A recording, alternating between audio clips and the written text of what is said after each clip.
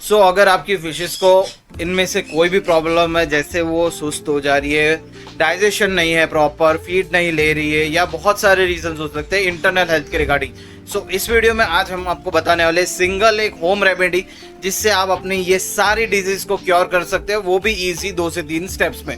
So basically इसके लिए आपको सिर्फ एक चीज की जरूरत है एंड आपका मेजर प्रॉब्लम उसी से सॉल्व हो जाएगा। सो ये रहने वाली है वो एक सिंगल चीज जिसे हम बोलते हैं गार्लिक। एंड ये गार्लिक आपको काम आने वाला है आपके फिशेस के internal health and internal life को सही से बैक टू द ट्रैक लाने में। अब बेसिक आपको क्या करना है, इसी गार्लिक को जो कि हमने आपको वीडियो में बताया उसको आपको ओपन कर लेना है क्लोव्स में, एंड देन इसका आपको एक पेस्ट फॉर्मेशन करना है। चलिए वो भी मैं आपको करके बता देता हूँ। अब हमने उसे पेस्ट कर लिया है एंड यहाँ पे रेडी हमारे पास पेस्ट अवेलेबल है।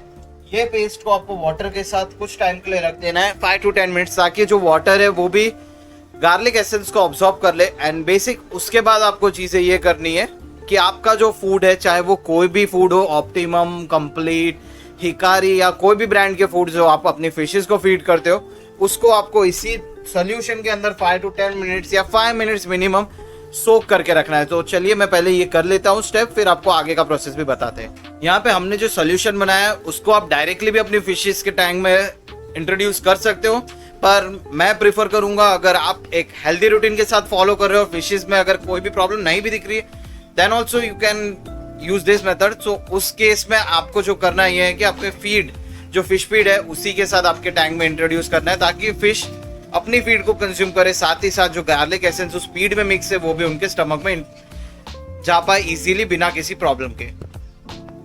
अब ऐसे ही अपने फिश फीड को इसमें रखना है 5 मिनट्स के लिए, ताकि वो पूरी तरह से जो गार्लिक वाटर है उसको अब्सॉर्ब कर पाए। सो आपको 5 मिनट्स तक वेट करना है। एंड यहाँ पे देख पा रहे हो कि 5 मिनट्स के बाद ये जो पैलेट्स है वो ऑलरेडी काफी ज्यादा सोक्ड हो चुके हैं। एंड ये सोक्ड पैलेट्स को आपको अपनी फिश फीड में डालना है। जैसे आपको सपोज आपकी फिश फीड जितना भी आप डेली कर रहे हो वही सेम क्वांटिटी, बस आपको अपने टैंक में इसे जस्ट ऐसे नॉर्मली रिलीज कर देना है। अब होगा ये कि आपकी जो नॉर्मल फिशेज है, जो नॉर्मल पैलेट्स को फीड कर रही थी, वही सेम वे में ये पैलेट्स को भी फीड करेगी।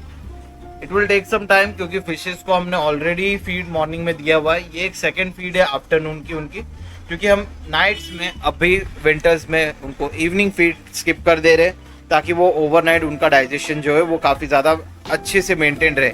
यहाँ पे मैं सारी फिशेस, स्मॉल फिशेस को भी ये सेम फीड आप दे सकते हो। एंड यहाँ पे मैं सेम फीड आपको दे के बता दे रहा हूँ। एंड 1 by 1 करके जैसे आप देख पा रहे हो कि सारी ये फिशेस जो है यही फीड कंज्यूम करेगी। एंड ये फीड आपको जो है विंटर्स में वीक में अगर आप नहीं दे रहे हो तो एवरी मंथ आप 1 से 2 बार इस फीड रूटीन को फॉलो अप कर सकते हो, जिससे होगा ये कि इनका जो गट हेल्थ है वो काफ़ी ज़्यादा बेटर रहेगा।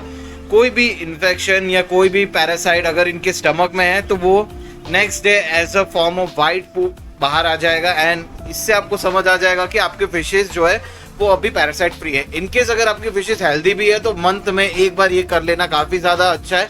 इसे हम इन शॉर्ट डीवॉर्मिंग भी कहते हैं, पर डीवॉर्मिंग का ये एक DIY तरीका है जहाँ पे आप अपने घर के गार्लिक को यूज़ करके आपकी सारी फिशेस, चाहे वो मॉन्स्टर फिश हो, स्मॉल फिशेज हो या माइक्रो फिशेज हो, सब फिशेस के लिए ये सेम रूटीन एवरी मंथ। अगर आपकी फिश हेल्दी है, अगर आपकी फिश बीमार हो रही है या बार बार उसको इंटरनल इन्फेक्शन हो रहे, तो मंथ में आपको 2 बार मीन्स ट्वाइस एवरी मंथ आप ये फॉलो कर सकते हो और आपकी फिशेस की हेल्थ को काफ़ी ज़्यादा बूस्टअप कर सकते हो।